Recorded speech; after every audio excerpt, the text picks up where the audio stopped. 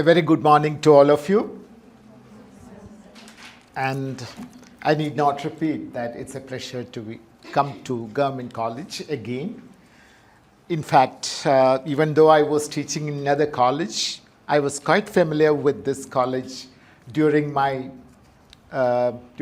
days as a professor in St. Aloysius College, because I used to get invited here for various programs. And later, some of my very dear students were teaching here as professors. So this place is like a second home to me. So very happy to be here again. And having said that, today we are celebrating World Translation Day. And the first thing we should remember is the concept of translation has evolved in an incredible way. That's all I can say. There was a time when translation meant what?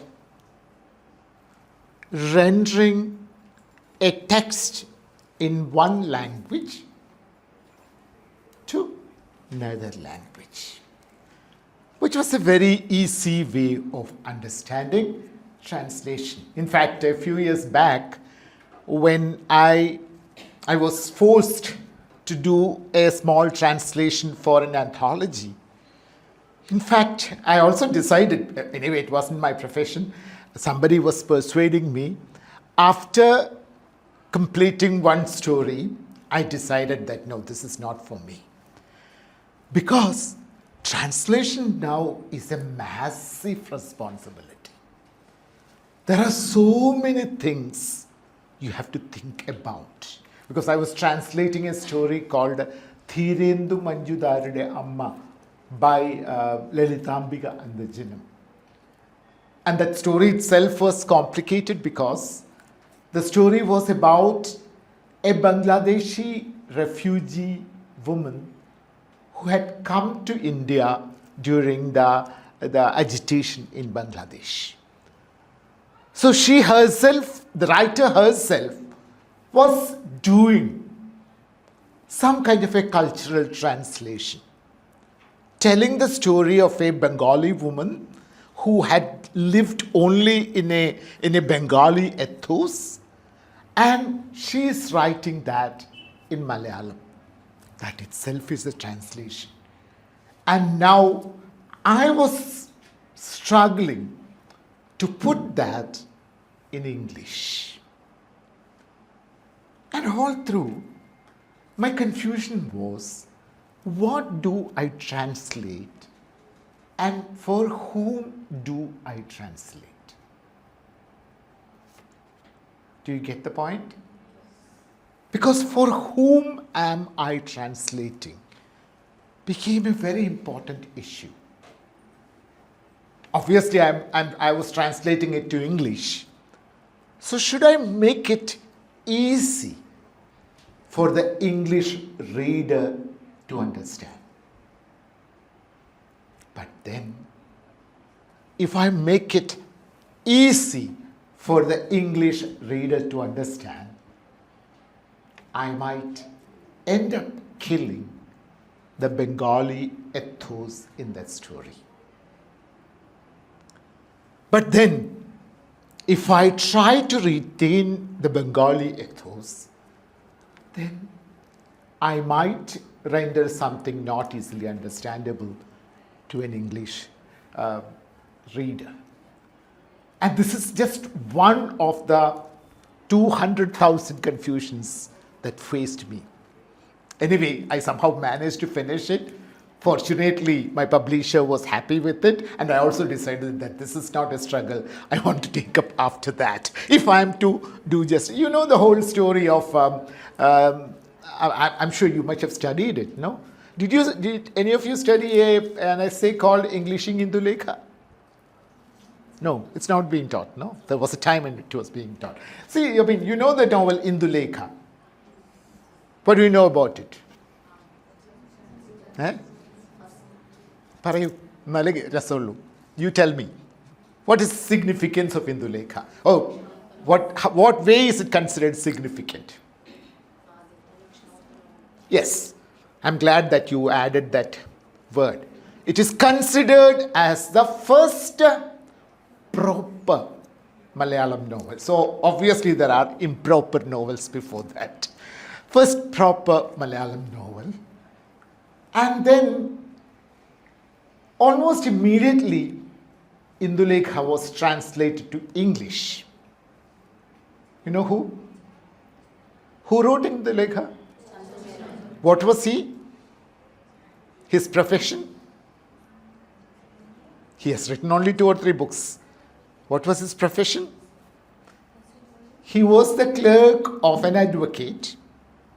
And when he published this novel, it was immediately translated to English by his boss, the advocate for whom he was working, a British man who is known as Dumerg. And you can see some strange things happening when it was being translated. How many of you have how many of you know the story of Indulekha? I know my topic is not translation but movies. We'll come to that. How many of you know the story of Indulekha? At least a sketch of the story? It's about a system that existed in Malabar where instead of marriage, young women used to be part of a kind of temporary relationship, temporary or permanent, whatever, but rather flexible relationship called sambandhams. But the novel was written at a time when the whole cultural fabric of Kerala was getting translated into modernity. And in modernity, marriage and nuclear family are the only norms. So the person who comes to have a sambandham with Indulekha is presented as old, ugly, fat, and stupid. And then there is a smart young man who later marries her. So the first one was a proposed sambandham, and the second one was a marriage in the modern sense. You know what it is. And when Dumas translated it, what happened? In Dumas' novel, Suri Nambudiri, the namby-pamby suitor, comes to Indulekha's house to propose. To propose? Marriage. See, the entire cultural ethos is drained out. One man comes and proposes marriage, she chooses another man and gets married. It's not the story of Kerala. It's not the story of Malabar at the turn of the century. So you can see how tricky the concept of translation is. When the choice of a word is capable of casting darkness over the varieties, the vividness of cultural complexity. You might be translating that is something is very complex and culturally complex, but the translation can look like a black and white picture. So, this much I keep as an introduction. How long should I go? What time? No, tentatively? 12. Okay. Or when you get bored. Okay, whatever, whichever happens first. Now, as we move on to our times, I shall undoubtedly say that cinema has certainly taken over the role of popular literature in modern times. In fact, I'm making a statement that is already outdated. Now I should actually think of what are the new things coming in. But at least the major part of 20th century and the early part of 21st century, what reaches a larger section of the people as art, as fiction, as entertainment is certainly cinema. I'm basically from literature department. I'm no way suggesting that literature is no more relevant. But literature, I don't know how it's going to evolve in the coming years. One thing has come, all of you know that nowadays nobody reads. Am I right? Instead, what do? I was no way suggesting that reading has no future. But now, literally all the people in my house do this. I haven't started doing it, but everybody else is doing. They have gone to the world of audiobooks. In fact, nowadays when I try to order a book on internet, they keep asking me whether you want an audiobook or a paperback. Unfortunately, I'm stupid and old-fashioned, so I still prefer the paperback cheap edition that's available. But audiobooks are coming in. In fact, recently, I took a few days to read the book by Arundhati Roy, Mother Mary Comes to Me, which was published recently. Then I saw that my niece and my nephew, everybody has already gone through it because they all got the audiobook. And so it was easy when they were going to work or wherever they are going, they had this thing plugged into their ears. So they have all finished it. And I was sitting and reading it, trying to finish it, okay? So these are happening. But cinema now has a far more active role in the lives of the people. And that also makes cinema a medium that deserves to be observed with great seriousness. Why do I say that?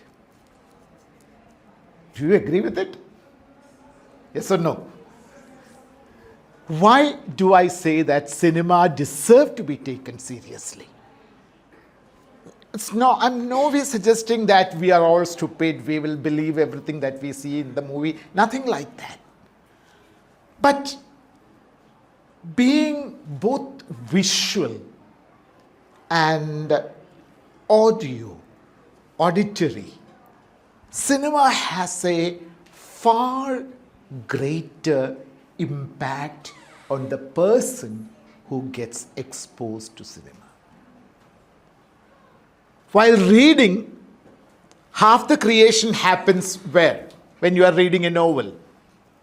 Where is the creation happening? Can you tell me? Yes. Actually, when I am reading Indulekha comes alive in my mind. When I am reading Count of Monte Cristo, the Count comes alive in my mind. And when somebody comes alive in my mind, it is drawing from my experiences. Okay? Because I had never been in those kind of places. So I'll try to imagine the hero for example, I really had this. I'd been teaching for a long time about Wordsworth's Tintin Abbey. And many, many years later, when I went to Tintin Abbey as a person, I saw that Tintin Abbey in my imagination was so different from the Tintin Abbey I saw over there. So there is a great deal of imagination happening in the mind when you are reading. But a visual, along with the sound effect, is far more rich and far more powerful. Its impact has a stronger lasting effect. It remains in your mind. For example, many of you know we are now in the world of Loka and the parallel universe and things like that. You know why the audio, the soundtrack is so loud that it cannot allow any other sound. It is there, completely capturing you. That is what makes cinema's psychological impact, cultural impact, far more powerful. As a result, when we think about the concept of imagination, think about adaptation.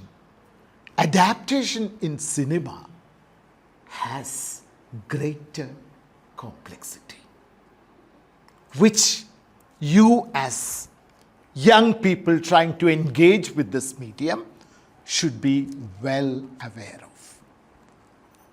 Now, instead of my telling you all these things, could you tell me what are the levels of adaptation in the case of cinema? What are the levels of adaptation? Or what will you call adaptation in cinema? What is described as adaptation in cinema? Can anybody tell me? Any kind of fiction that is... Yes.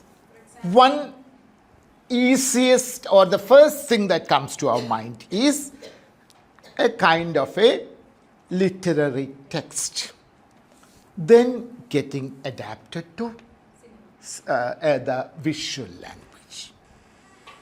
A literary text, a written text, and getting adapted to the literary language. Can you think of some very well-known literary works that became great classic films in Malayalam? That became the Thuvana Thumbigal and all that. Yeah. ഇത് എന്താണ് അതിൻ്റെ പേരെന്തായിരുന്നു മറ്റത്? അമ്മിണിപ്പിള്ള വെട്ട് case എന്നുള്ളത്. But we should also think of the olden times when films like Chimmeen were made. Marthanda Varma was kind of made into a movie, but I think the movie is not available, I think. Then, there was a time when M.T. Vasudevan Nayar's novels were all made into movies and all that. And that's what I wanted to call your attention to. Have any of you watched some of the early films based on M.T. Vasudevan Nayar's novels? Any of you? Because these things are now easily available on YouTube. Recently, Muraleedharan was released. Yeah. It was an anthology. Yeah, and also it's a very recent production. No, I wanted to call your attention to some of the earlier works to see how the concept of adaptation has changed, actually. That's why. I'm not here trying to prove any big point, but it's only to get you greater clarity about the processes through which these things are changing. Have you heard of a movie called Muraleedharan? Yeah. In fact, when you go to YouTube, quite often I find watching these very old black and white movies far more amusing than watching a very recent movie. Because of a reason. In these old movies, there is a lot you can think about the context in which these films were made and the kind of cultural translations taking place and all that. So, I'll give you an example. Murappennu is talking about a joint family, a Nair, of course, M.T. Vasudevan Nair mostly writes about Nair families. So, a Malabar Nair family somewhere in the 1950s or 60s, and there are all these women in the house and the young men who have gone to study in the city and all that. The stereotypes that keep appearing in M.T. novels so many times till he himself changed his pattern later. And I'll just give you a couple of concepts. There are these young women in the old Tharavad. What will be their costume? What will be their costume? Mundum Neriyadum. That's what you expect. Now you go and look at the scenes from that movie. Of course, some people, Sharada, I think, wears Mundam Neriyadam, but the other character, Jyotilakshmi, is most of the time in a Nylex sari. Kind of a, what do you call? Synthetic fiber sari. And the novel constantly refers to a snake grove, what is Pambungava. You know how you have an imagination about Pambungava, isn't it? How will it look? How will it look approximately? Where will it be? How close or how far from the house? Quite far, isn't it? In Murappenna, you will see a house. Right in front of the house, there is a square structure, maybe this much of a square structure. On the top of it, there is the artwork created by the art department that looks like a snake. And that is the Pambungava in it. Can you believe it? Why? Why was it like that? I'm no way suggesting that the people who did not know at that time. In fact, most of the people associated with such films knew all these things. But that was a time when Malayalam cinema was being made at a very, very small budget. Because of that, the usual practice was to hire the sets created for Tamil movies or sometimes Hindi movies. And during the daytime, the Tamil or Hindi movie will be shot there. And in the late evening shift, night shift, the Malayalam film will be shot in the same place. So the film had only this much of courtyard. The house had this much of courtyard in which they had to accommodate a Pambungava. So they just gave suggestions about that. And the spectators in the 1960s didn't mind. Because their visual language, their visual experiences had not got adjusted with the detailing that we see today in Malayalam or any kind of cinema. In fact, more in Malayalam cinema, I would rather say. In fact, Hindi has become far too simple now. Malayalam cinema is giving far more importance to the detailing because now the spectators are cautious. If a Pambungava like that is shown today, people will be booing the film out like that. But at that time, it was acceptable. In fact, people were happy because whatever they considered as an authentic Malayali ethos, they are watching on the screen. There again, I can see the problems. Whatever was authentic Malayali, was imagined invariably in the Nayar cultural ethos at that time. Nothing else. Then, of course, Kunjako came in, and Kunjako started making films about the migrant culture, Tommande Makkal and all that. That's when other communities started coming into the Malayalam movies. So, with that, we come to the issue again. How do you translate a text into the visual language? You can decide that only by keeping in mind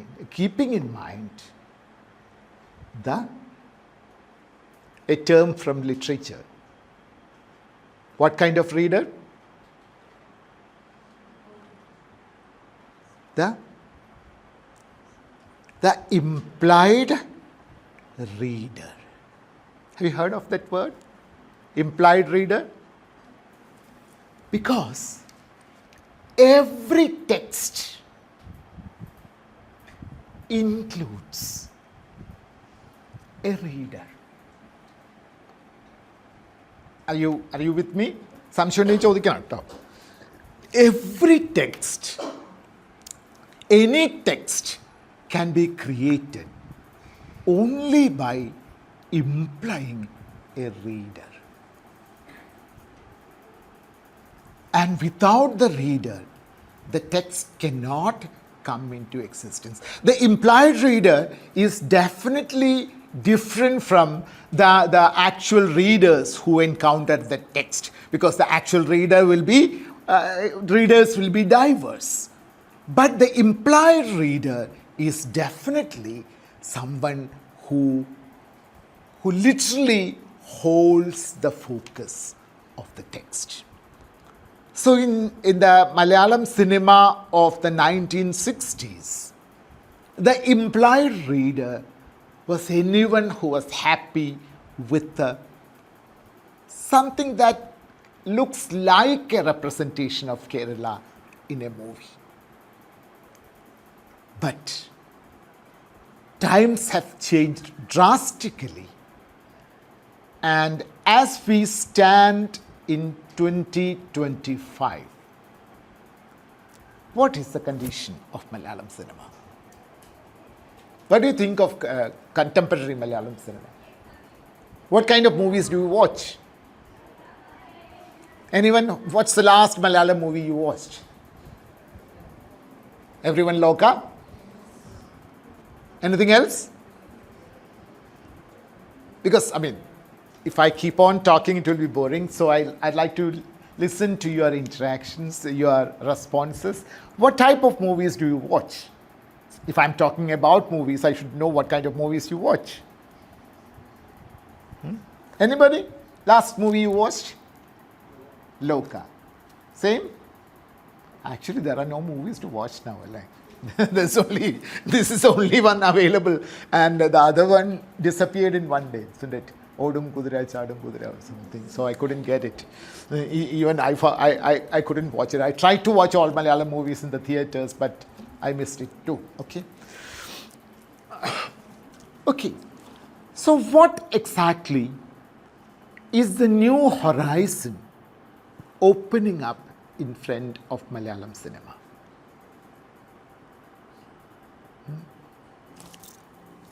What is the new horizon opening up? I'm sure you keep in touch with the movie scene, right? The youngsters are actually interested in it. So what are the changes happening in our industry at the moment? Are we in a very hopeful and happy stage, or we are in a very disappointing stage? What? Louder. Very hopeful and happy stage. Why? Script-oriented movies are getting released, right? Okay. That's another point I wanted to talk about. I missed it, but I'll come to that later. Is that a reason? That's definitely one of the things happening. But we never had script-oriented movies before. Yes or no? I have a feeling that Malayalam cinema always had films based on interesting scripts and all that. But what is the difference happening now? It's being more realistic. Now, okay, yes. You can see that. Yes, that is correct. It's being more realistic. But then you should also know that realism has no end. After 30 years, your children will laugh at the realism in today's cinema. You will see them as more artificial. It's an evolution. Now, what I'm trying to tell you is, suddenly, Malayalam cinema is finding a spectatorship that never existed for it. Do you agree with that? Because there was a time when, till recently, till the 90s, I think, Malayalam cinema was being made only for people living within Kerala and, of course, later in the Gulf. But today, with the OTT, Malayalam cinema is getting a kind of extension of the spectatorship.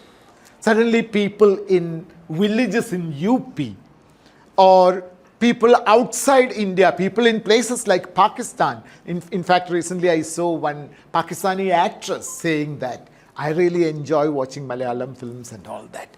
So this is the new opening that is happening in the Malayalam cinema area. Malayalam cinema now has a spectator. And also you can see that now the big Hindi producers are eager to finance Malayalam movies because there is money in it. And this, because script-oriented movies have always been in Malayalam cinema, and you should also know that very bad films have always been part of Malayalam cinema even now. There are plenty of awful films coming.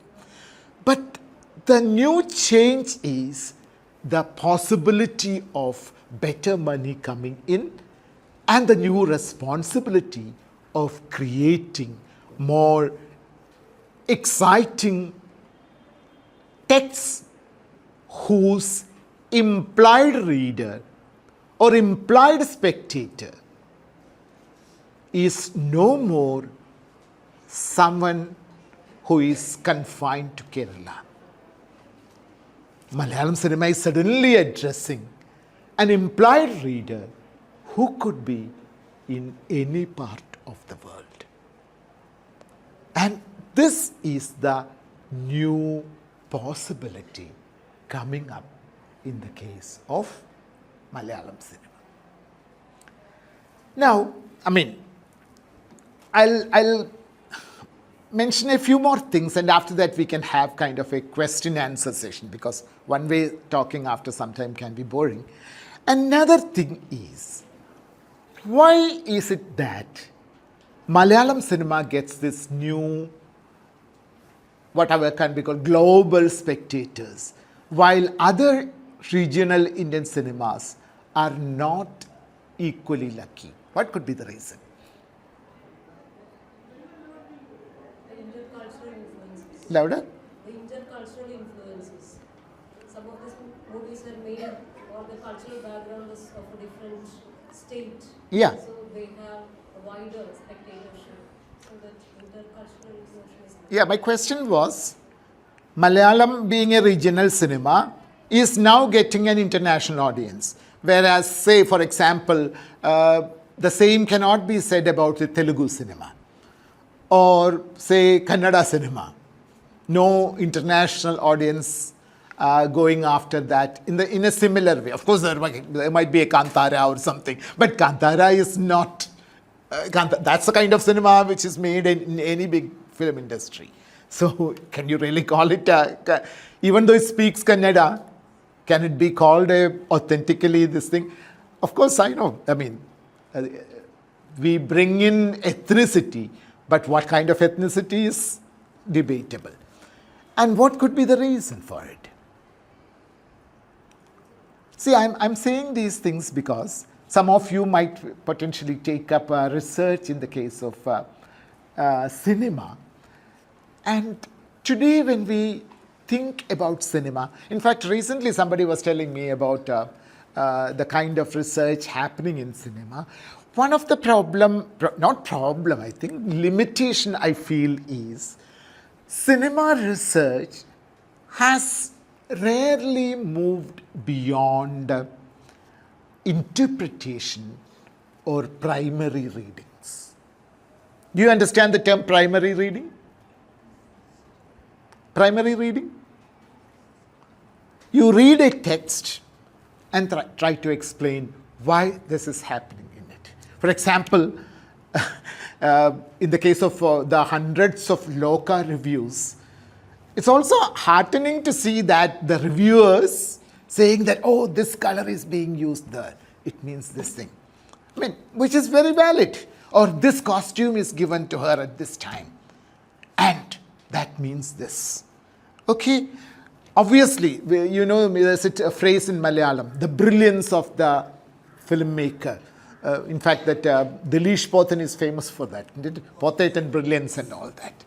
Which is one way of approaching cinema, but then that is a rather primary way of interpreting cinema.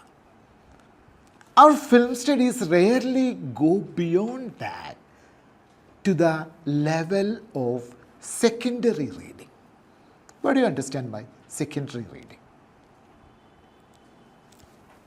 Secondary reading? Okay, here is a white color given to in costume. I think Neeli comes in a white gown, isn't it? And you can interpret that this is a reference to the story of Kalyanka Neeli coming in their white dress and all that. That is the primary reading. The secondary reading is to think about its appeal to a particular spectatorship. Have any of us seen Kalyanka Neeli, real one? No. So how do we know she is wearing white? It is an image already created by other narratives. None of us have seen, but we took it for granted. Kalyanka Neeli will be in white.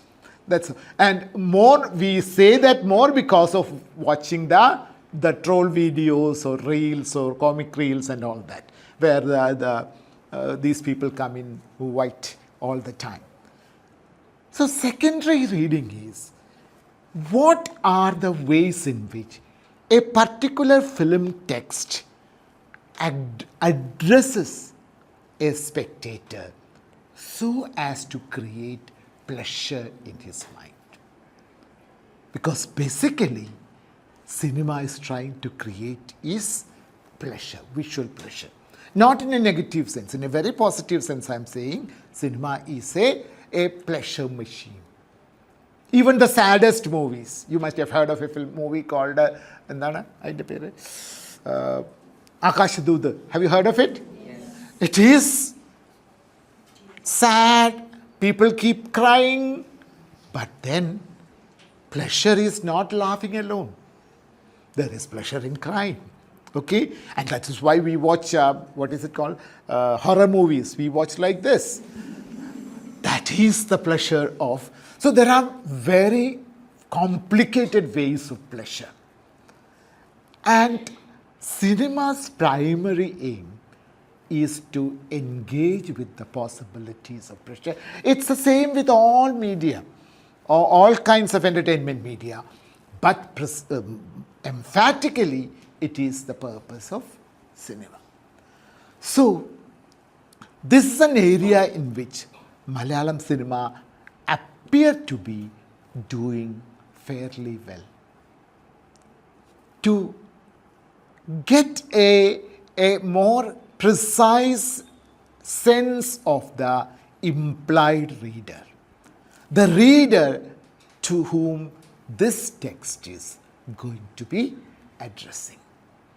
And I think that is where we need to explore the possibilities of cinema in the days to come. Okay, especially OTT is extending, and the concept of translation, the language dubbing is coming, and this is where possibilities are opening up for Malayalam cinema in a way it has never happened before, at least in the last, say half a century or more of history of Malayalam cinema. Because all said and done, I believe that Malayalam cinema really came into existence only in the 1950s. We will say that the first Malayalam movie was made in the year 1930. You know the movie? Which one? Vigathakumaran. But even deciding which was the first Malayalam movie is so confusing. Because what type of a movie was Vigathakumaran? Yeah. So, what language was it in? What was its language? You say it's the first Malayalam movie, and Malayalam is a language. And Vigathakumaran didn't have a language. At least that kind of language. But still we consider it a Malayalam movie because the story of that movie was located in a Kerala cultural ethos. So, what about a movie, a movie called Kaliyamardan, made by Falke? Have you seen it? I should have shown you this. Will you call it the first Indian film or the first Marathi film? It's silent. Not first, but one of the earliest. I should have brought it. The morning was so hectic, I couldn't bring it. This is a movie in which shows Krishna and his friends in their childhood play. And interestingly, Krishna is created. Mandakini Falke's daughter played that role. Krishna is wearing the dress of a Marathi ballet, the kind of dress. But Krishna has a group of friends. And can you imagine what is their costume? Anybody? The rest of the boys are wearing white khadi pajamas, white khadi jubas, not over, with a Gandhi cap. So what are they? What it is definitely referring to the local Marathi ethos during Indian nationalism. Gandhi cap and khadar dress came only in the 20th century. And that's how all the boys are dressed. And nobody felt any confusion regarding the authenticity of the costume.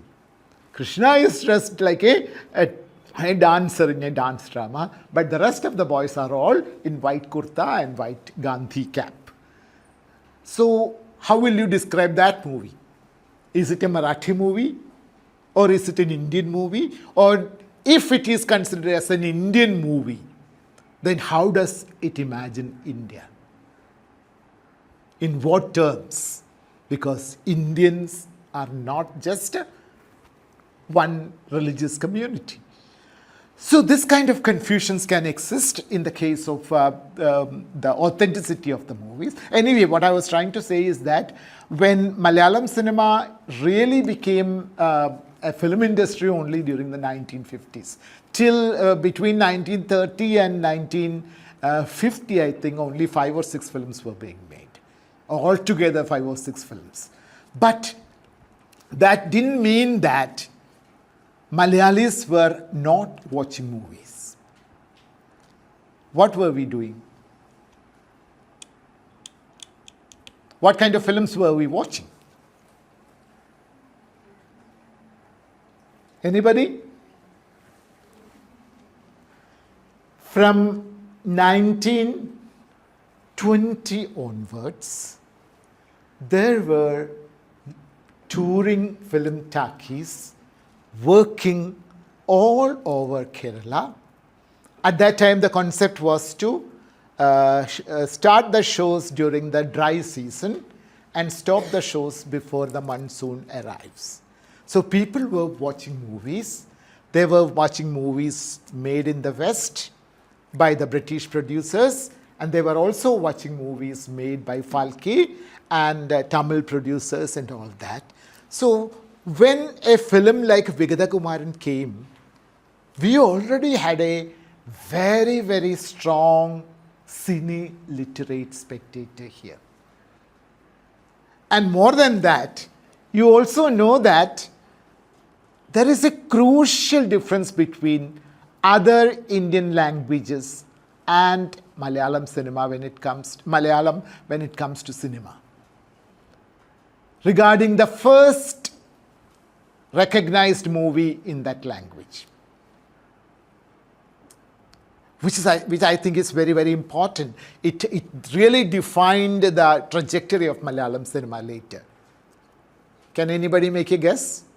What was the first film in Hindi? Hindi? Like the Falke movie, that's why Mohanlal was given the Falke Award recently. He is considered as the proper first producer or whatever. So Falke movies were all based on Hindu mythology. What was the first movie, say, in Tamil or Telugu? Kichakapatha, Gadol Kaja, all of them were based on Hindu mythology. Literally every Indian language. The first movie was Hindu mythology. What could be the reason for that? Again, the concept of translation comes there. That's why. With that, I'm going to finish. What could be the reason for that? Because you should remember that the introduction of a new narrative into a society invariably is the creation of a new kind of a reader or spectator in that society.